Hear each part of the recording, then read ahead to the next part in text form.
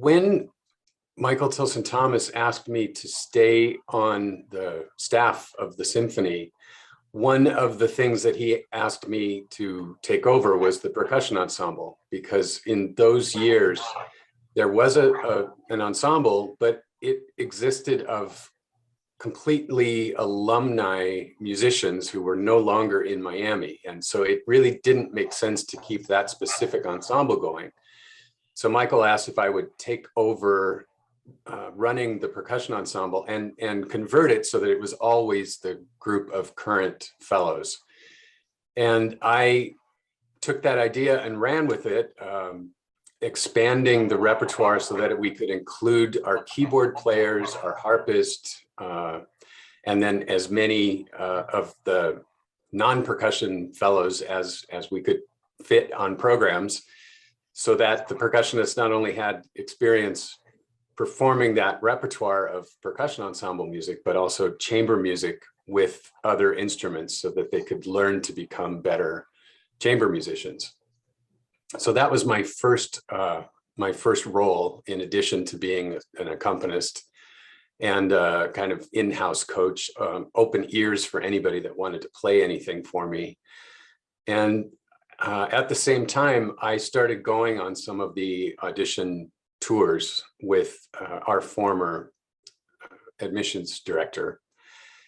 And when he decided he was ready to move on in his career and make a change, I kind of fell into that position, and I enjoyed it.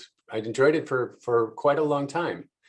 It was a lot of work, of course, organizing a big tour. And in those days, we were still trying to expand the reach of the New World Symphony and get awareness out there about this fellowship program. So we were hearing auditions in, I think it was 20 some cities in the winter, and then another 5 cities in the summertime. So it was a lot of time on the road.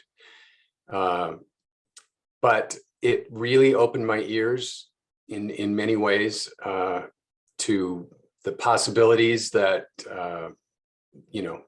hearing all of those different instruments one after another over and over again, it taught me a lot about orchestral music, and also just got me out in the world and meeting the young musicians who were coming out of all these great schools. After that, I think after 8 years of doing it, I was burning out a little bit, because I was just, on the road for so much of the year, and rental cars and hotel rooms and all of that. And so when our previous dean of musicians announced her retirement, it seemed like a natural next step for me. So I moved into that position, which essentially oversees the academic side of the New World Symphony. And I ran the coaching program for those 2 years, and oversaw the admissions and the alumni relations. And I enjoyed that work immensely.